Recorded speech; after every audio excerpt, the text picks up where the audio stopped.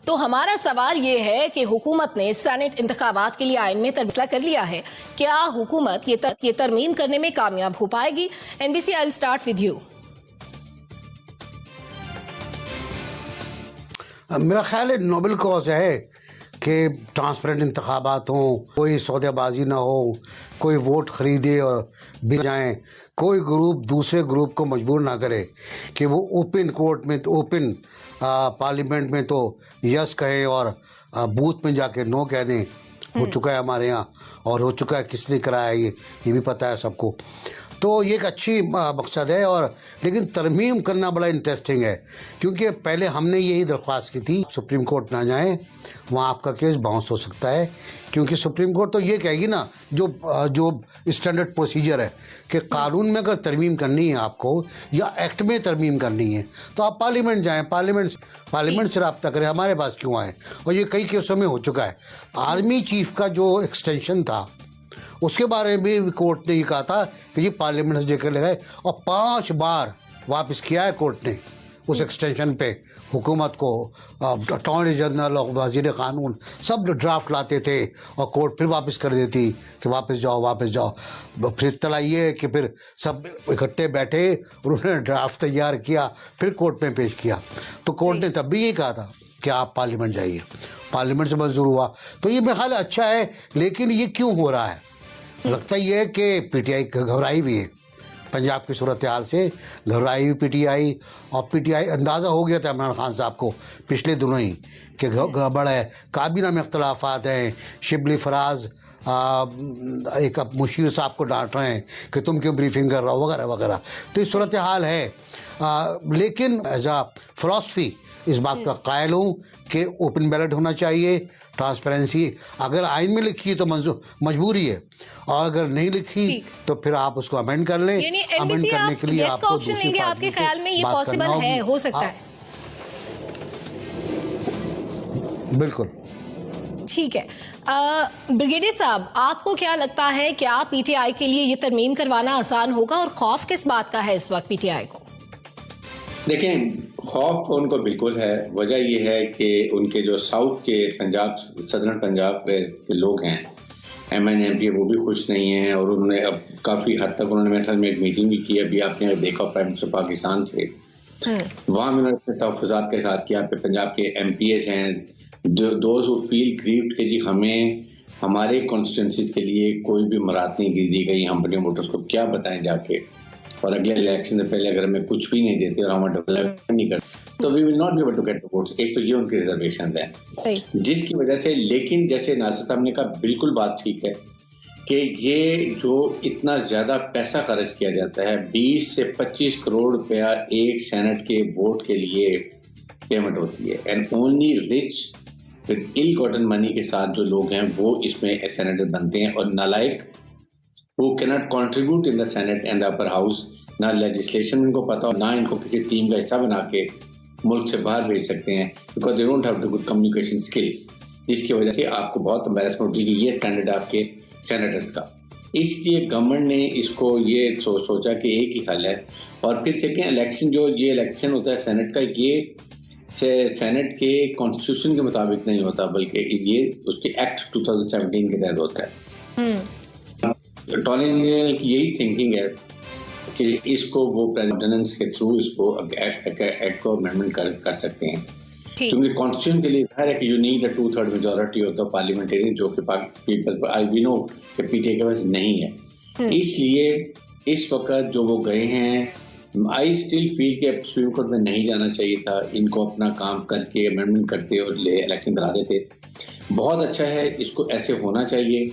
अगर किसी में भी बाकी पार्टी जो है सबकी इनको कंसेंसस लेना चाहिए। और ये ब्रिगेडियर साहब, इत्तेहादी तो पीटीआई के अभी नाराज भी है, एमक्यूएम को देख लें या आप काफ लीग को देख लें, डू यू स्टिल थिंक कि पीटीआई के लिए कंसेंसस क्रिएट करना आसान होगा? देखें, ये इत्तेहादी जो है ना, ये ऐसे मौके पे जब भी कोई मौका आता है कि जहाँ पर वोट की जरूरत होती है, चाहे वो नेशनल असेंबली की बात हो या सेनेट की बात हो, तो उससे पहले ये जरूर बार्गेनिंग करते हैं, अपने मुतालबात बनाते हैं, विच इज़ वेरी बैड। अगर आप एलाइट हैं तो देन यू शुड, आप पहले ही मराहत ले रहे हैं and there is a way, but don't go for blackmailing, चाहे PMQ हो या MQ हो या और इलेक्ट पार्टीज हो। तो आई थिंक ये भी पर्पस होता है। इसके लिए सबसे बेहतर है कि अगर शो ऑफ हैंड होगा तो पता चल जाएगा कि किसने अपनी जमीन को फरोज किया, किसने पैसे लिए और किसने पार्टी के जो नजरिया उसके मुताबिक प्रॉपर तरीके से वोट। यानी आप भी इसका ऑप्शन लेंगे, आपके ख्याल में ऐसा हो सकता है? डॉक्टर नाजिर साहब, हॉर्स ट्रेडिंग का खदशा हमेशा से रहता है, होती भी रही है माजी में। इसके अलावा जो सीक्रेट बैलेटिंग थी वो भी हमेशा से एक ऐसा तरीका है जो राइज रहा है। अब खुसूसी तौर पर इसको अगर तब्दील करने की जरूरत पड़ी तो आखिर क्यों? तब्दीली की ज़रूरत इसलिए पड़ी कि शायद मुझे तो यही लगता है कि ये सिर्फ एक नया शोशा छोड़ा गया है जिसका कोई नतीजा नहीं निकलना। मैं ये क्यों कह रहा हूँ, इसलिए कि पिछले 2-3 साल में आप देखें, 2.5 साल में जो कुछ भी हुआ है, ये करते क्या हैं कि एक शोशा छोड़ा, लोगों की तवज्जो, क्योंकि कारकर्दगी तो हम सब देख लेगी नहीं है, लोगों की तवज्जो हटानी है। पहले करप्शन का कहते रहे, लोग उसमें लग गए, फिर NRO पे लग गए, लोग उसमें लग गए।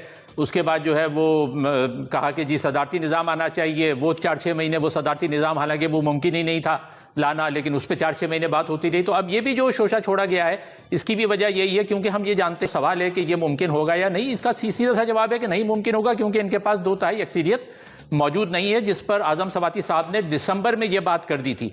अच्छा, इसका पसमंजर क्या है? पसमंजर ये है कि 23 दिसंबर को 2020 को सदारती रेफरेंस दायर किया गया सुप्रीम कोर्ट में कि सुप्रीम कोर्ट हमें ये बताए। अच्छा, अब जैसे अभी बात की गई कि हर चीज़ में सुप्रीम कोर्ट को इन्वॉल्व करना ठीक नहीं है। इससे पहले भी ये हो चुका है, रेफरेंस सदारती रेफरेंस दिए जाते हैं। फायद ईसा के बारे में रेफरेंस दायर किया गया, उसमें हुकूमत को मुँह की खानी पड़ी। फिर इन्होंने ये वाला सदारती रेफरेंस जारी कर दिया, इस पर अभी सुप्रीम कोर्ट का फैसला नहीं आया, इन्होंने तरमीम की बातें शुरू कर दी हैं। तो अब होगा क्या? होगा ये है कि जो सेनेट के इलेक्शन होने हैं उस पर इनको परेशानी क्या के इलेक्शन में हम जानते हैं कि 104 सीटें हैं, उसमें से एक इसहाक डार साहब ने हलफ नहीं लिया था, तो इस वक्त हमारे पास 103 सीटें हैं। उसमें से आधे के यानी 52 के तकरीबन इलेक्शन होने हैं, जिसमें ज़्यादा नुकसान जो है वो नून लीग का होगा। ओवरऑल PTI फ़ायदे में रहेगी, तो इसमें कोई ऐसी बात नहीं है। अच्छा, जो सदारती रेफरेंस जारी किया उसमें 2-3 बातें बड़ी इंटरेस्टिंग हैं। उन्होंने सदारती रेफरेंस में जिस चीज़ का हवाला दिया वो मिसाक जमहूरियत है। अच्छा, मिसाक जमहूरियत सदारती रेफरेंस में इनको क्यों याद आ गया? हालांकि मिसाक जमहूरियत में और भी बहुत अच्छी बातें, वो कोई याद नहीं आई। मिसाक जमहूरियत में आइन पे अमल होना चाहिए, वो नहीं याद आया। इदारों को अपनी हद में रहना चाहिए, वो याद नहीं आया।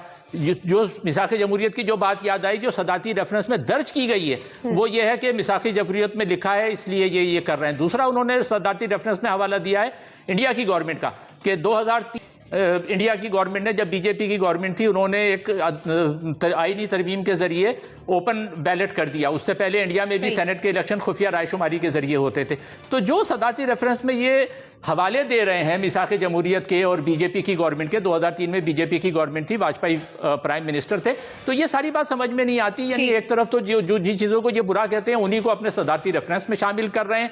तो मुझे तो मुख्तसरन इसका मकसद सिवाय इसके कुछ नहीं नजर आता कि लोगों की तवज्जो हटाई जाए और ये इससे कोई नतीजा इनको निकलना नहीं है। अच्छा, सेनेट यानी आपके ख्याल में भी ये मुमकिन नहीं होगा PTI इसमें तरमीम कर सके? बिल्कुल नहीं, मेरा नहीं ख्याल है। ठीक है, मुबशिर बुखारी साहब, कहीं ऐसा तो नहीं है कि PTI को अपने लोगों की लॉयल्टी पर शक है? बिल्कुल सलमा, आप ठीक तरफ जा रही हैं। पंजाब में सूरत हाल इसी तरह की है, क्योंकि अभी तक जो सेनेट इलेक्शंस के हवाले से जो PTI की तरफ से नाम सामने आ रहे हैं वो इंतहाई कंट्रोवर्शियल हैं। PTI के अपने जो MPs वगैरह हैं और जो पुराने इनके कॉमरेड्स हैं, उनके लिए वो नहीं चाहते कि उन्हें टिकट्स मिलें, जबकि आपको पता है कि खान साहब जिसके पीछे अपना पुश्त पे हाथ रख दें उसको फाइनलाइज कर लिया जाता है। उन्हें ख़तरा है कि इसी तरह ही होगा। एक पहलू तो ये है कि जो लिस्ट बनाई जा रही है वो काबिल कबूल नहीं है यहाँ के MPs के लिए। दूसरी वजह ये भी है कि जो पंजाब में इनके एलाइज हैं और स्पेशली काफ लीग की मैं बात करूँगा, उनकी भी चूँकि बातचीत चल रही है इस वक्त PDM की पार्टीज़ के साथ, और मुमकिन है कि वो शायद अपनी राहें मुस्तकबिल करीब में अलहदा कर लें, तो वो भी एक उन्हें उस तरफ से भी धचका लगने का अंदेशा है। इसमें ट्रांसपेरेंसी की बात जो है अपनी जगह पे ठीक है, और हम भी सपोर्ट करते हैं इस बात को कि ट्रांसपेरेंसी होनी चाहिए। तो अगर ट्रांसपेरेंसी होनी चाहिए तो हमारे तो आम इंतखाबात में भी वोटों की खरीदो फरोख्त होती है, तो उसमें भी फिर कुछ करना पड़ेगा फ्यूचर में। लेकिन अभी जो है ये नज़रिया ज़रूरत के तहत PTI बिल्कुल घबरा के इस नोबल कॉज के लिए काम कर रही है। लेकिन अगर आप सोचिए, चलिए नेशनल असम्बली से ये पास करवा लेते हैं अमेंडमेंट, तो सेनेट में क्या करेंगे? क्योंकि सेनेट में तो जॉइंट अपोजिशन की अक्सरियत है और फिर वही करेंगे। मतलब एक ट्रांसपेरेंसी को हासिल करने के लिए जो हासिल बजिंजो साहब के इलेक्शन में हुआ, जब 14 बंदे जिसमें मेनली मुस्लिम लीग नवाज के और पाकिस्तान पीपल्स पार्टी के थे, उन्होंने जब अपनी ही पार्टीज़ को धोखा दिया, और वो क्यों दिया, क्या उसके नतीजे में हासिल किया, वो तो अभी तफसीलात सामने नहीं आई। तो ट्रांसपेरेंसी हासिल करने के लिए क्या वही तरीका इस्तेमाल करेंगे जो ट्रेडिशनली चलता रहा है? और जो इस वक्त पीडीएम के और पीटीआई के मामलात जा रहे हैं, मेरा नहीं ख्याल कि जब तक पीडीएम को ये इस पेज पे नहीं ले आते कि जी ये होनी चाहिए, तब तक ये कामयाब होंगे। और पेज पे लाने के चांसेस मुझे भी बहुत कम नजर आते हैं। यानी आपके ख्याल में भी कंसेंसस क्रिएट होता नजर नहीं आता। ठीक है, नसीम सिद्दीकी साहब, जाने वालों को कौन रोक सकता है? जैसे भी बुखारी साहब ने भी कहा कि पीटीआई अपने लोगों की तरफ से थोड़ी सी खौफजदा है। अगर किसी पीटीआई मेंबर ने ये कह दिया कि वो सेनेट इलेक्शन में वोट नहीं देंगे, तो क्या इतना जरूरी हो गया था कि कानून में तरमीम की जाती कि लोग बिल्कुल सामने वोट देंगे? बिस्मिल्लाहिर्रहमानिर्रहीम, इन्नमल अमालु बिन्नियाती, अमलों का दारोमदार नियतों पर है। प्राइम मिनिस्टर की नीयत साफ है, पीटीआई गवर्नमेंट की नीयत साफ है। जैसे एनबीसी ने कहा कि एक ये अच्छी कॉज है, तो अच्छी कॉज सिर्फ पीटीआई को इसका फायदा नहीं होगा। सबसे बड़ा नुकसान तो चेयरमैन जो सेनेट के इलेक्शन में पीएमएलएन और नहीं कह सकते कि पीटीआई का ये पंजाब का धड़ा, ये तो अभी सामने आया। ये तो 2 महीने से सेनेट इलेक्शन के शफाफ होने की बात पीटीआई गवर्नमेंट कर रही थी या प्राइम मिनिस्टर इमरान खान कह रहे थे। तो इसमें कोई बुरी बात नहीं है, इसमें फ़ायदा होगा। और इसमें शो ऑफ हैंड तो हो नहीं सकता जैसे चेयरमैन या डिप्टी चेयरमैन सेनेट के इलेक्शन में होता है। इसमें तो जो मेम्बरान होते हैं उन्होंने प्रायोरिटीज़ देनी होती हैं।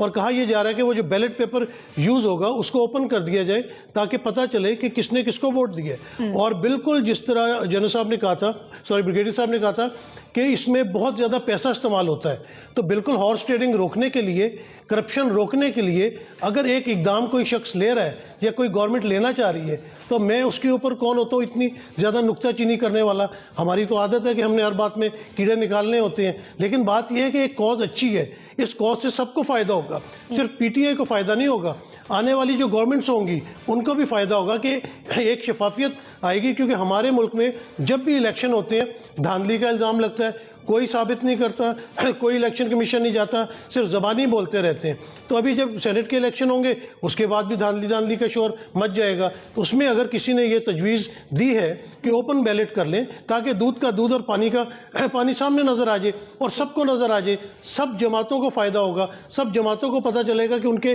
कितने वफादार उनके साथ हैं और किन्होंने वफादारी जो है वो अलग भी है। ऐसा हो पाएगा? बिल्कुल, देखें ना, ये जिम्मेदारी तो अपोजिशन की भी बनती है, क्योंकि इससे पहले पीपल्स पार्टी और पीएमएलएन भी इस बात का जिक्र कर चुके अपने अदवार में। तो अगर सब मिल के ये तरमीम ले आते हैं तो कोई ऐसी मुश्किल बात भी नहीं है। पहले भी तरमीम हुकूमत और अपोजिशन ने मिल के की है, अगर इस दफ़ा भी कर लेते हैं तो सबका जो है वो फ़ायदा होगा इसमें। ठीक है, बुखारी साहब आप कुछ कहना चाह रहे हैं? जी, मैं ये अर्ज़ करना चाह रहा हूँ, ये कॉज बिल्कुल नोबल है और हम भी इसके हक में हैं।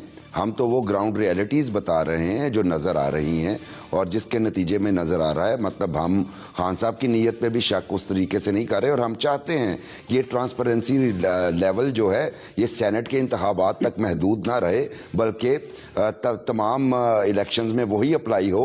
और जो horse trading pre election polls में होती है, जब वफादारियाँ तब्दील की जाती हैं, उन पर भी चेक एंड बैलेंस होना चाहिए। एक बात तो मैं ये कहना चाह रहा हूँ। दूसरी बात ये फरमाई गई कि इलेक्शन कमीशन में लोग नहीं जाते। मुझे खालिद खरल मरहूम याद आ रहा है, जो खुद भी इलेक्शन हारे 2002 का, और 5 साल तक इलेक्शन कमीशन ने उनकी पिटीशन सुनी, हाई कोर्ट में गए, पिटीशन नहीं सुनी गई, असेंबली का टेन्योर खत्म हो गया, नहीं सुनी गई। यही उनके बेटे हैदर अली का हाल रहा पीपल्स पार्टी दौर में। हालांकि पीपल्स पार्टी के टिकट पे इलेक्शन लड़े, लेकिन चूंकि जीतने वाले रियाज फतेहाना साहब पीपल्स पार्टी की गोद में बैठ गए थे, उसके बावजूद वो 5 साल तक इंतजार करते रहे, उनकी पिटीशन नहीं सुनी गई। तो ये कम अज कम मुर्दे इल्जाम नहीं ठहराया जा सकता कि लोग पिटीशन नहीं करते। नहीं, वो तो एक आधे बंदे की मिसाल दे दी ना कि एक आध बंदा गया था। ये जिस तरह अभी मुस्लिम लीग नून और पीडीएम शोर मचा रही है, इनमें से कितने लोग गए? आपने दुरुस्त कहा, एक शख्स गया ना, लेकिन या तो हर बंदा ये शोर मचा रहा होता है कि इलेक्शन धांधली हुई लेकिन इलेक्शन कमीशन में जाते। मैं मेजोरिटी की बात कर रहा था। ठीक ठीक, सारी चीजों की बेस कंसेंसस है। NBC, do you want to say something?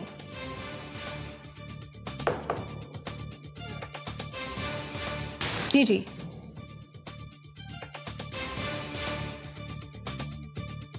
ठीक है, एनबीसी को मेरी आवाज शायद रही, दीगर मामलात पर भी बात होगी। इसके साथ ही हम अपने सेगमेंट को क्लोज करते हैं। हमारे 3 तजियाकारों ने येस का ऑप्शन लिया, 2 ने नो का ऑप्शन लिया। सवाल ये था कि हुकूमत सेनेट इंतखाबात के लिए आइन में तरमीम का फैसला कर चुकी है, क्या ये मुमकिन हो पाएगा? और इस पर हमारे तजियाकारों ने अपनी राय का इजहार किया। दीगर मामलात पर बात करेंगे। Let's take a short break, stay with us.